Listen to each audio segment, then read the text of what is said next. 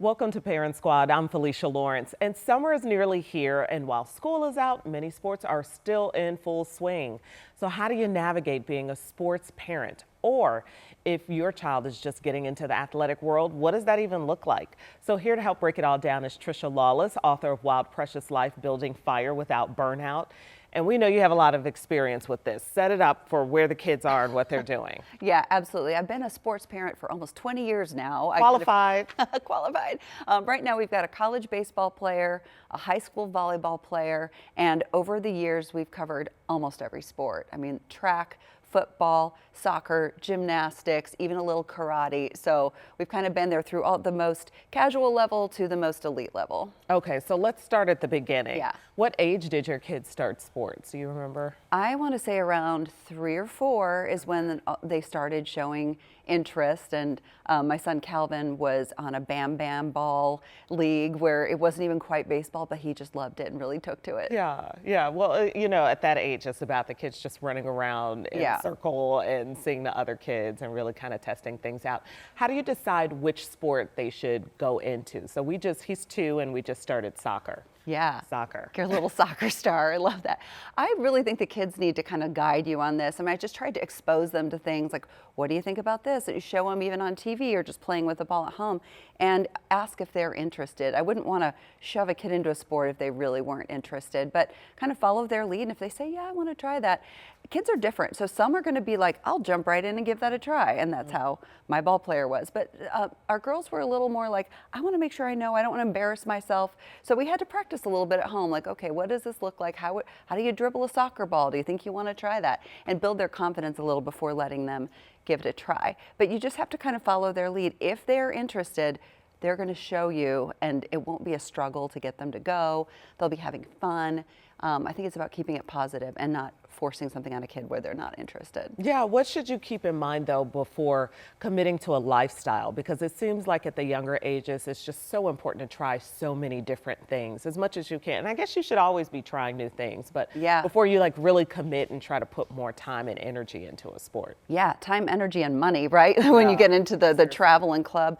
I think you just have to see passion and that the kid is having fun, succeeding, it's a positive team environment, and that they're really on that track. I'll give you an example that kind of helped us decide like which kid wants to continue in the sport and which one doesn't. So my daughter, when she was trying out softball, she was pretty good, but she was very young and wasn't sure if she wanted to continue. So I asked her, tell me what your favorite thing is about softball. And she said, well, it's when the coach tells me I can take a break and sit on the bench or when we have the pool party at the end of the year. So I'm like, okay, so softball's fun for you, but not your passion. So we're not going to push other things out of the way to make room for softball. And eventually it ran its course. Whereas my son, who's still playing college baseball, would come home from a tournament playing 4 games in extreme heat, and he'd come home and be like, can we throw some more? Like, I want to keep going. Oh my gosh. So, wait, with you? I only asked because like that's a lot of energy and they want to keep going. Yeah, with me, with Dad, like he would just always wanted to keep going. Yeah. Can we keep going? Yeah, we keep playing. Okay, that's a passion. Yeah. I love that because I think it is in forcing you to ask introspective questions, to know your child, to be aware, because you don't want your kid to quit. You don't want them to quit when it gets hard or quit when they haven't put enough into it to really see the benefits of it. But at the same time, we've all been there. If it's not your thing, it's not your thing. It's not your thing. And that's okay. That's when you should quit. Yes, and it can shift too. So we have a son who was into all the different sports, had tried a lot, was doing well in all of them and in baseball, but suddenly got a fire lit in him about volleyball. After a trip to a beach, we came home from this trip and like, what was your favorite part? And he said, volleyball, volleyball, and volleyball. And I want to find a place to play volleyball. And eventually just decided that was his sport and dropped everything else. And it was kind of hard to let go of some of the other things, but it was so clear that this is what he wanted to do. And it's been a great decision. Oh, did he go and play it in college or anything like he's that? He's in high school now. Oh, he's playing it in okay. varsity. He started as a freshman on varsity and is playing at the highest level club team you could play at. So it was right to follow that instinct in him. Well, how do you know if you should be doing it recreationally or if you should join like a club team and take it more seriously and really try to pursue a career in it? Right. I think that passion is key. Like it has to be fun for them. It has to drive them, and not be the parent trying to work out some unfulfilled dreams of their own by pushing it on the kid. Also, though, as a family, you have to consider the expense and the time commitment, and other children who are doing other things, because it can be big, and there could be great opportunities to play at a local level that aren't as costly or as time consuming. So you have to really think, like, does this work for our family? And are there other ways that this child could get their needs met, their interests met, without that big of a commitment? But if you want to do it, you just have to be aware that you're going to be at a very rigorous schedule. You can't just be skipping practices. Your vacations become centered around when are there gaps in the schedule. Injuries can be a thing to consider. Like, it can be tough on their bodies. You have to really commit to watching what they're doing, listening to them, making sure you're getting medical advice if they're ever having muscle strains or stress fractures, or even mental health, like the pressure. So you have to take it pretty seriously if you're going to commit. But I will say I love the experience of being a travel parent. Well, I think you just named a lot, and I think a lot of parents don't go into it thinking it's going to be all of that. You think, okay, my kid's going to go out there, he or she is going to get really, really good at something. But when you're talking about all the other things, the mental, emotional, and physical stress of it all, it's not just, oh, they're young, they'll be fine, walk it off. It can be really serious. Yeah, and you have to, listen to them if they're, and there are different types of kids. There are kids who will let you know right away if something's hurting and not right. And there are kids who want to play through the pain because they love the sport so much that they want to underemphasize. So you kind of have to really pay attention to anything they're doing. We can sometimes see if a kid is showing you physical discomfort. You have to maybe follow up and say, how is your knee really doing today? Do we need to get you looked at again? They're learning their bodies too. Yeah. So that's something to keep in mind. Yeah. So you just touched on the emotional stress of it all. Sometimes the sports don't go the way that the child wants it to go. Yeah. They want to win. They put so much time, energy, and effort. They really care about it, hopefully. How do you deal with that, talking to your kid after a tough game? Yeah, I think that's one of the hardest things for a parent, because it's easy to cheer them on when they're doing well, but when they have a tough game, like, what do you say? And I know I've asked our athletes in my family, what should I say about this topic? And one suggestion was, don't just say, great job, good game, if you know they had a really rough game. Find a different way to say, like, I'm really glad I was here to support you. How are you feeling? Nice. It was, I enjoyed watching, call out a good play, but don't just blanket say, you did a great job, when they're feeling bad. But on the other side, there are some parents who are so intense, they'll be ripping apart the kid's performance. Yeah, like, well, you could have done that better. You should have done that. And that is not helpful. Oh my God. Have you seen that? A little bit. I mean, I think you hear more about it. It's those car conversations between parents on the way home that kids can be left really shaken up by. So stay positive. My baseball player son said he always appreciates it if a parent will coach you on your attitude or talk to you about the way you handle yourself, but not nitpick at your actual performance. Kind of leave that to the coaches. Also, usually if you didn't do a good job, because we didn't get the desired result. Yeah, you're beating yourself up already. You don't need a parent to pile on to that. No, you don't. You need someone to coach you through it. Yeah. And I guess parents are essentially another form of a coach at that time. Yes.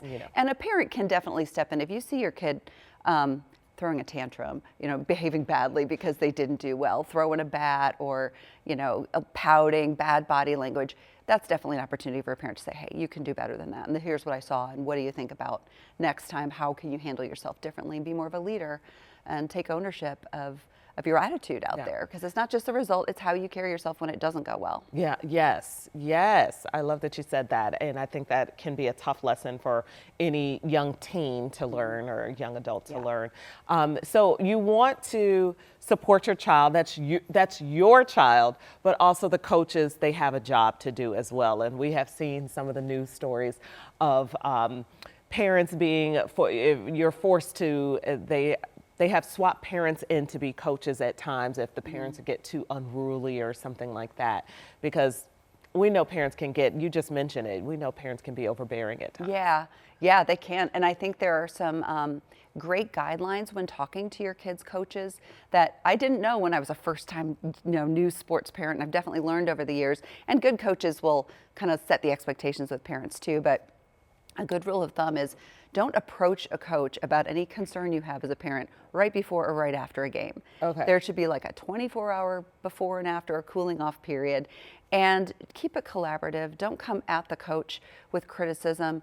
Come at them with curiosity or questioning, or how could I understand this better? How could my kid improve their performance so they have more playing opportunities?